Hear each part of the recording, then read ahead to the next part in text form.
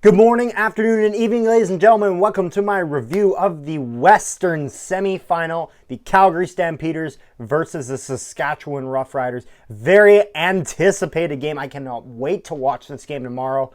And it'll be very interesting because these teams played each other 3 times this season. Unlike a lot of series where they just play once or twice, they played 3 times. With Calgary winning 2 of them and Saskatchewan only winning 1. So if we look at both of these teams' records, both teams had a pretty good record. Calgary with 8 wins, 6 losses to get 16 points on the season, and the Roughriders getting 9 wins and 5 losses to get 18 points on the season.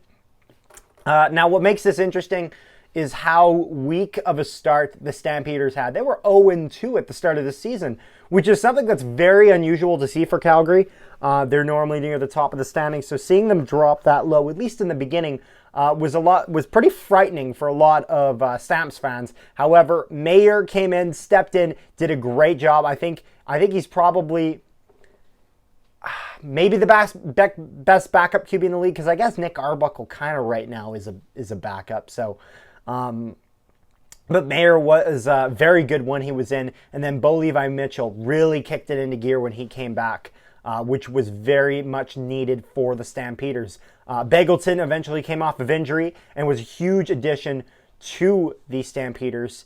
And so I think the results of this game would pretty much be the same even if Mayer has to go in, just with how well he played. However, it's been a while since he was in, so who knows. The D-line and linebackers for this game, I think, will be pretty essential for Calgary, as it's really going to be all about shutting down that Saskatchewan offense. Because you have to remember, at some points in the season, we were asking that question, is the Roughriders offense the best in the league?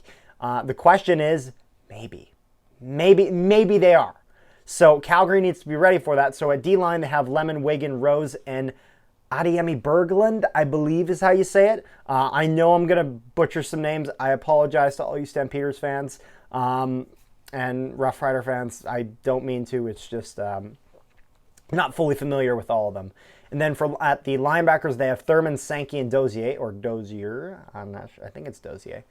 But both Sankey and Rose were nominated for the Western All-Star team thing. It's never like they never actually do a game. It's just they just kind of make a list of who would be on the team. So Sankey and Rose were both on it for that. They also had this year Jamar Wall won the President's Reign winner for Calgary. It's a team award, but I felt it was worth pointing out. Safety for them. And then the other players who won.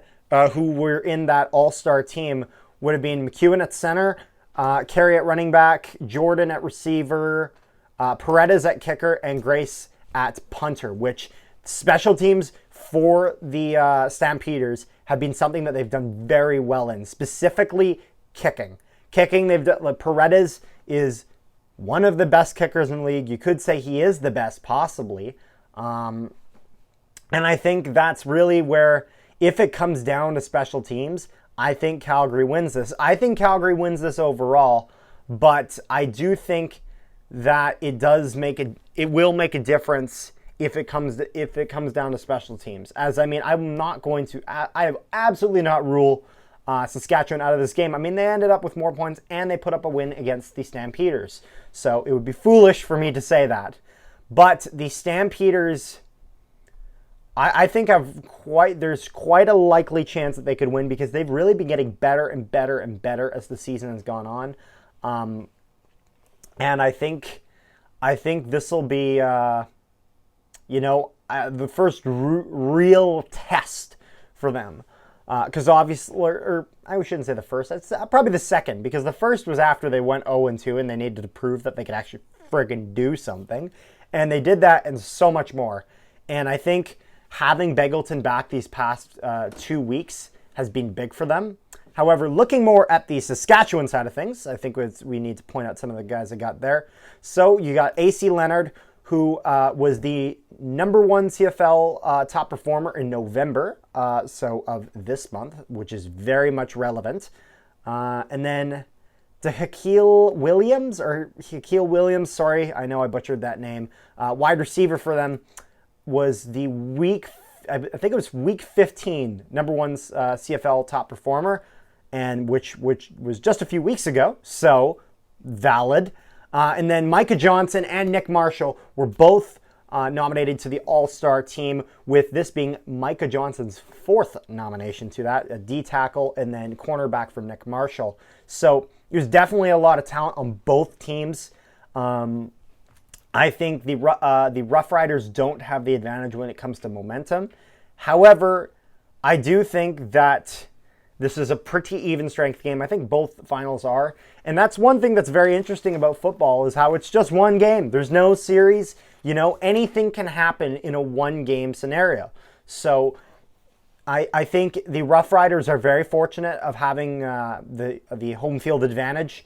I think it's very much needed in a game as tight as this. They want to get everything they absolutely can. Obviously, it didn't work out for them in the West final, but nonetheless, it is very important. I mean, the only thing preventing them from winning the game this past season in the West final was just the field goal post. That was it, but is what it is. So I think the Stampeders will win this game. I think it'll be extremely close, though. I think it'll be a very fun game to watch. And I think the things to look out for are the Calgary defense and the Saskatchewan offense. I think that is going to be the most crucial battle, even more than the Calgary offense versus the Saskatchewan defense. So make sure you for sure watch those portions, pay close attention to it, because I think that will decide what we have in this game. And if it's deadlocked all around, I think Calgary wins this in a special teams battle. So without further ado, make sure you like, share, and subscribe if you haven't already. And make sure you stay tuned, because we have an interview with Chris Walby coming out December 3rd.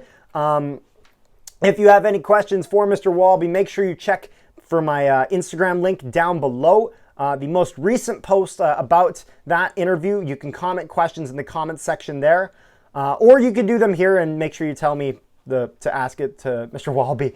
And if I think it's a great question, then I'll make sure I bring it up in the interview, So make sure you do that. And check out that when it comes out on December 3rd. So without further ado, I'll see you guys later.